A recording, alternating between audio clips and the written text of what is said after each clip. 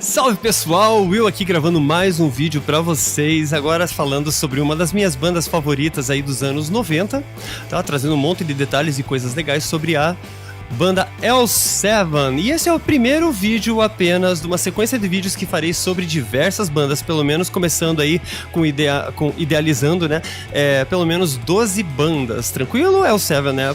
A primeira banda que eu vou fazer. E se você gosta desse tipo de assunto, não esquece de deixar o like, de deixar um comentário, compartilhar com seus amigos e com seus inimigos. Beleza? Então, rola a vinheta e vamos nessa. L7 é o nome de uma banda de Los Angeles. E o que significa L7? L7 significa aquilo que a Uma Thurman faz naquele filme Pulp Fiction dentro do carro junto com John Travolta, que é uma pessoa quadrada. É uma gíria dos anos 50, tá? Uncool, retrógrada. Tranquilo? Como que eu comecei a gostar dessa banda? Não sei, mas eu acho que foi lá no comecinho dos anos 90, antes até do Hollywood Rock de 1993, onde elas estiveram aqui tocando junto com o Nirvana, que vão falar mais no futuro. Como eu disse, L7 é uma banda de Los Angeles que migrou para Seattle e que arrebentou nos anos 90 com muita atitude, energia, diversão e punk rock. Punk rock sempre foi sobre diversão, lembrando disso. Joey Ramone, o vocalista de uma das bandas mais influentes de todos os tempos dentro do punk rock, The Ramones, dentro do próprio rock and roll, né? Disse certa vez que elas são divertidas e espirituosas, e que tem orgulho de tê-las inspirado musicalmente. Joia? Elas fizeram um senhor sucesso aqui no Brasil, onde aconteceu o maior show de suas carreiras, que foi o Hollywood Rock. O que eu digo sempre sobre os Ramones é que eles são muito maiores fora da pátria deles do que dentro da pátria, né? E a mesma coisa acontece com o L7, mesmo tendo turnês americanas e europeias. Quando elas chegaram aqui no Brasil, elas chaparam, né, de ver a galera vangloriando elas, né, curtindo, sei lá, esperando elas no aeroporto, o quanto elas eram famosas aqui no Brasil. Tranquilo? Então vamos lá pro início da banda e vamos ver o que acontece com esse vídeo. Vou tentar fazer numa pegada só, então talvez não haja muitas correções aqui. E se eu cometer algum erro, deixa nos comentários, me corrige sim, que eu gosto de aprender coisas novas, gosto de colocar os pingos nos is também. Então, vamos nessa. Em 1985 foi quando tudo começou, em um contato entre Donita Sparks, que era de Chicago, e Suzy Gardner, que já era de Los Angeles, quando Suzy mostrou a Donita algumas fitas em que ela gravou algumas músicas. Lembrando que elas trabalhavam juntas, tá? Não lembro se é uma revista ou um jornal, mas elas trabalhavam juntas e inclusive uma pegava o ex da outra, tá? Não lembro qual que é a ordem disso. Joia? Certa vez, Suzy mostrou a Donita algumas músicas que havia composto e Donita achou maneiraço. Por isso já começaram a cogitar a ideia ali de banda. Elas já tiveram bandas anteriormente e se apresentavam nos bares pequenos da região. A Suzy Gardner, ela era mais poeta e Donita era mais performance, o que ajudou muito a banda no decorrer de sua carreira. A primeira formação, como sempre, nunca é oficial da banda. E nesse início havia um batera chamado Roy Kautsky. E ele foi o batera do primeiro álbum do L7. Sim, o L7 nem sempre foi uma banda só de garotas. Também teve um cara na batera, beleza? Em 86, 87 mais ou menos, apareceu uma garota chamada Jennifer Finch, uma baixista que se uniu às garotas. Ela veio de uma banda chamada Sugar Baby Doll. Ela era, né? Não sei se ela é considerada hoje, mas antigamente, lá no comecinho, lá ela era uma baixista fraca, mas ela é uma guria muito empolgada, né? E isso enriqueceu muito a performance da própria banda e inclusive abriu portas para elas, né, por causa da empolgação das garotas. Em 1988 elas lançaram o primeiro disco homônimo, chamado L7 mesmo, né, pela Epitaph Records. Epitaph Records foi eu acabei de errar todo o nome, né? Vamos lá. Epitaph Records é um selo fundado por Brett Gurewitz, tá? Um dos fundadores da banda Bad Religion. E em 88 mesmo, o L7 excursionou com Bad Religion. Tem algumas músicas que eu quero citar aqui pra vocês do primeiro álbum, que são Bite the Wax Tadpole, tá? Que virou inclusive o nome de um selo no futuro. selo gravadora, né? Próxima música, Cat of Nine Tails, Metal Stampede e Let's Rock Tonight, algumas das músicas legais, tá? Então vamos lá. Logo depois da gravação desse primeiro álbum, o baterista Roy saiu e foi substituído pela Dimitra Placas. Chama de Placas, eu sempre chamo ela de Placas. Tá? Que ela tinha uma pegada animal, onde ela não preenchia o chimbal com a caixa, né? Eu achava isso um barato. Mesmo na época eu já percebia isso.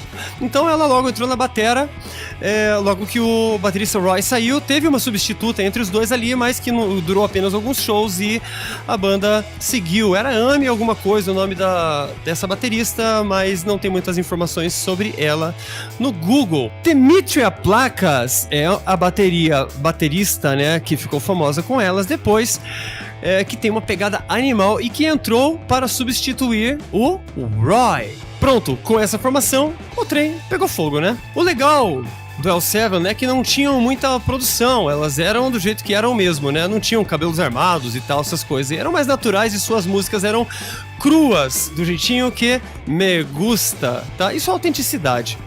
Como eu classifico a banda? A banda pra mim é uma banda de punk rock com metal e grunge e um monte de coisa, e isso inclusive favoreceu elas a pegar a onda com o grunge ali, né, com Nirvana, Pearl Jam, né, e explodir mundo afora. Em 1990 agora, nessa época foram para Seattle e a galera aceitou tão bem que o selo Sub Pop as convidou para fazer um single, então gravaram um ao vivo. Um single não, né? Elas acabaram gravando um álbum ao vivo mesmo, gravado em janeiro de 1990. Aí foi quando a coisa engrenou de verdade. Depois desse lançamento pela Sub Pop, conseguiram uma turnê europeia. Joia? Com quase 5 anos de banda, ainda em 1990, pela Sub Pop, gravaram o Smell the Magic. Que puta álbum, hein? Que álbum sensacional. Bem no momento em que as bandas de grunge estavam em alta, então brilharam junto, né? Pegaram onda no estilo despojado do Nirvana e das bandas de grunge. Smell the Magic demonstra a grande evolução da banda em relação ao álbum anterior, né? Normalmente o primeiro álbum é cru pra caramba, igual o Ramones, né? Aconteceu a mesma coisa, onde o Live Home já é bem mais produzido do que o Ramones homônimo, né? Então vamos lá, faixas memoráveis desse disco são Shove, que é o single principal, além das faixas marcantes Fast and Frightening, Death Wish. Em 91, fundaram o Rock for Choice, que é um festival onde tocaram inclusive Nirvana e outras bandas, mas logo deixaram de tocar no Rock for Choice, porque nas entrevistas todo mundo só queria falar sobre esse festival e elas queriam falar sobre os trabalhos delas, né? Sobre os trabalhos delas, sobre a banda e tal, né? Elas inclusive andavam com o Nirvana na época da gravação do famoso Nevermind. Dave Grohl, o baterista do Nirvana, disse que pouco antes de Nevermind ser lançado, Donita foi a primeira pessoa que acreditou no projeto Nevermind, dizendo que ele seria um sucesso absoluto. E a resposta de Dave Grohl: no way. Não botou fé, cara. Ele não botou fé nesse álbum, né? Como vocês vão ver, as referências e vídeos estão todas aí embaixo, beleza? Então, continuando sobre o L7, buscando maior espaço e distribuição, assinaram com a Slash Records, ativa de 78 até o ano 2000. Não valeu a pena muito pela grana, né? Mas botou elas no mapa da música. Em 92, em meio à explosão grunge, graças ao Nirvana e outras bandas que ajudaram, né? Não foram totalmente responsáveis, gurias eram talentosas. Bricks Are Heavy foi lançado e elas explodiram junto com o estilo, já que elas se confundem entre o punk rock, metal e grunge, como eu já tinha dito anteriormente, né? Bom, pra elas, né? Ganharam espaço pra caramba junto com essa explosão do grunge. Esse disco inteiro é sensacional e espalhou o L7 pelo mundo.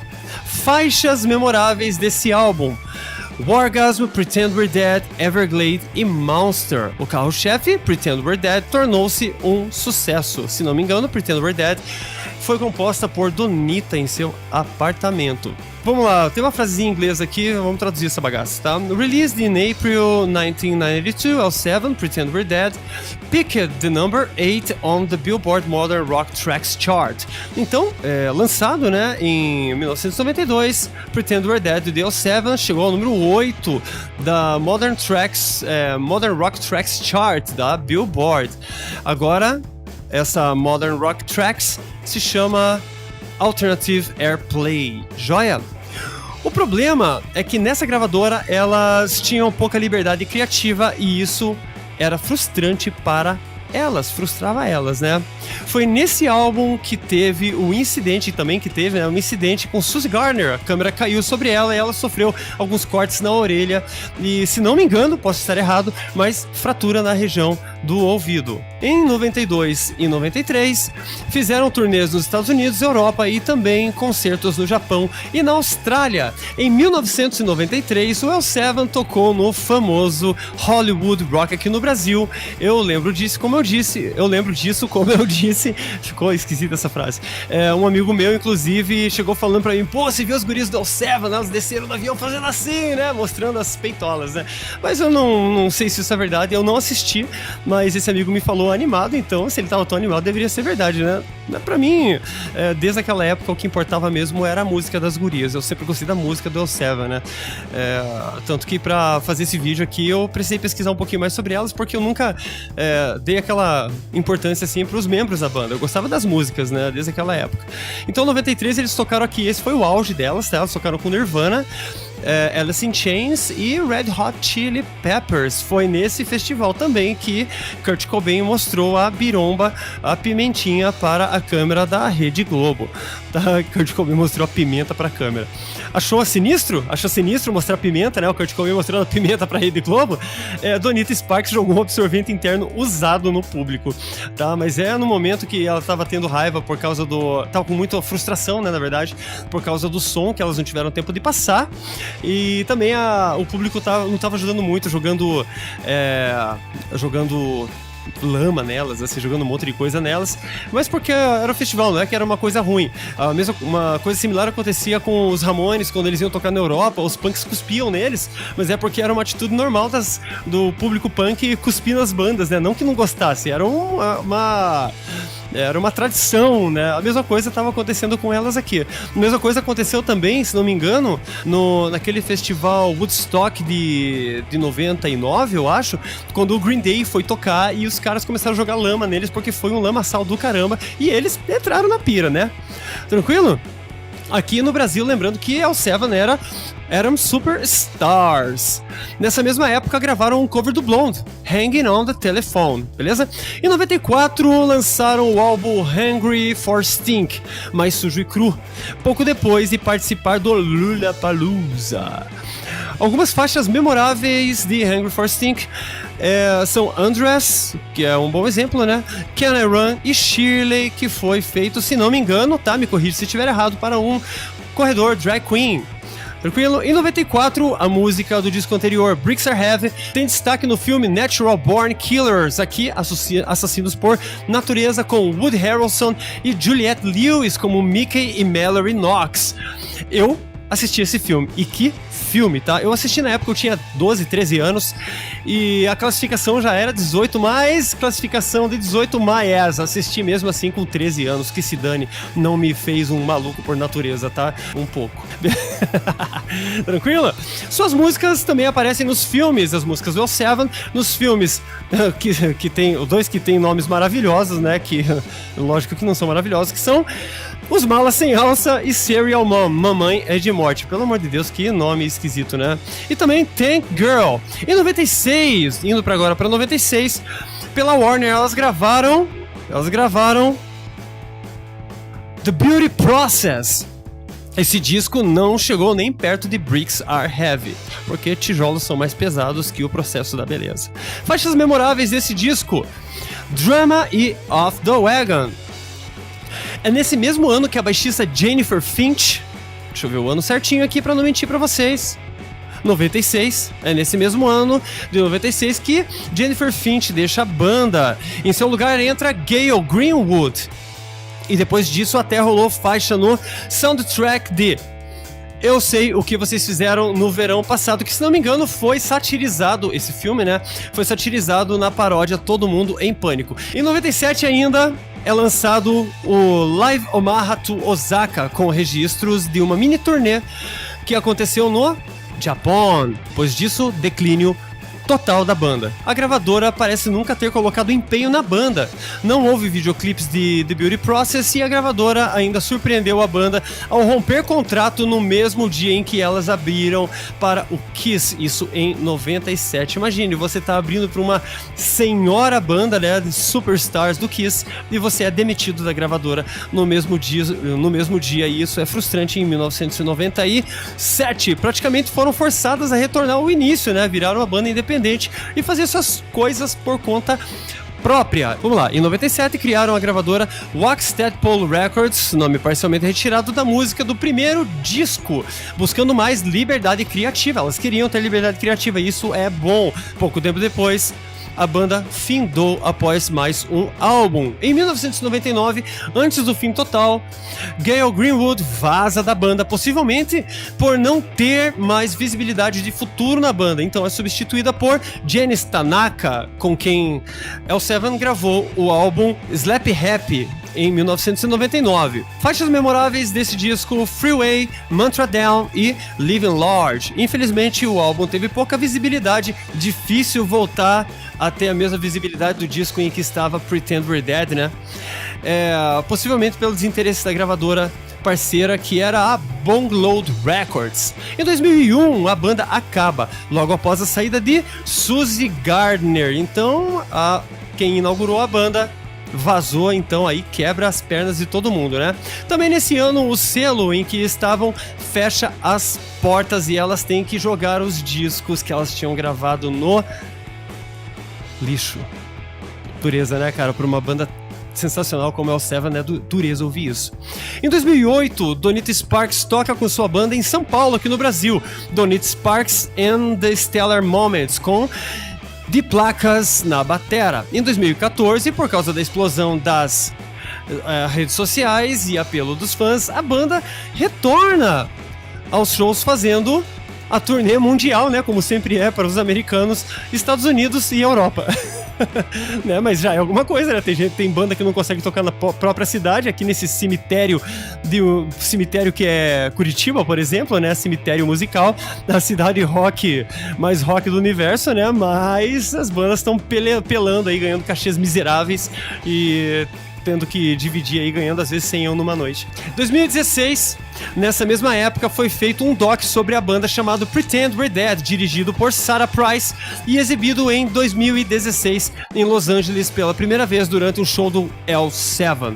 Em 2017, lançam o inédito do L7, Dispatch from Mar-a-Lago. Em 2018, estiveram novamente no Brasil com o L7. Em 2019, lançam mais um álbum, Scatter the Rats.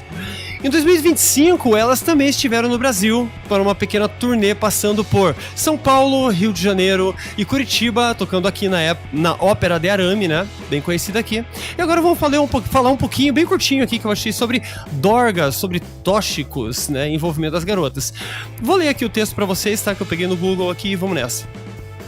L7 atuou dentro de uma cena com festas pesadas, uso de drogas e caos, especialmente no início dos anos 90, lá quando elas estavam indo para o auge. Integrantes da banda já falaram sobre lidar com problemas pessoais de abuso de substâncias, incluindo o fumo e bebida. Jennifer Finch descreveu os primeiros dias da banda como um desejo de viver o estilo de vida de um rockstar, de ser músico, incluindo drogas, viagens e caras, né? E caras, homens, igual o cara da Marilene, né? Com muito vinho e sexo.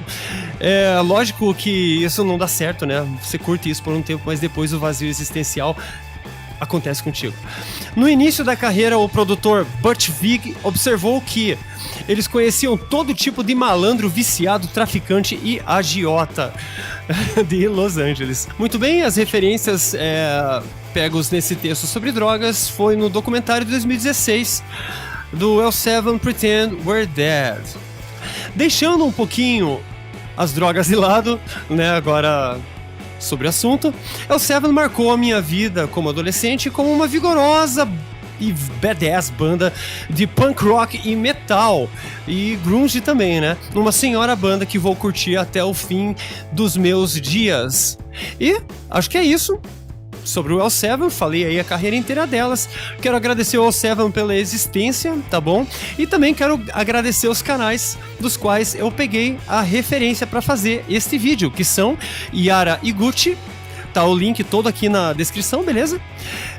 Motim Underground, também tem link, e Rock and Roll True Stories, um vídeo gringo, e também tem mais um canal gringo que eu não consegui encontrar, procurei de volta, que é um canal gringo que fala sobre a história do L7, beleza?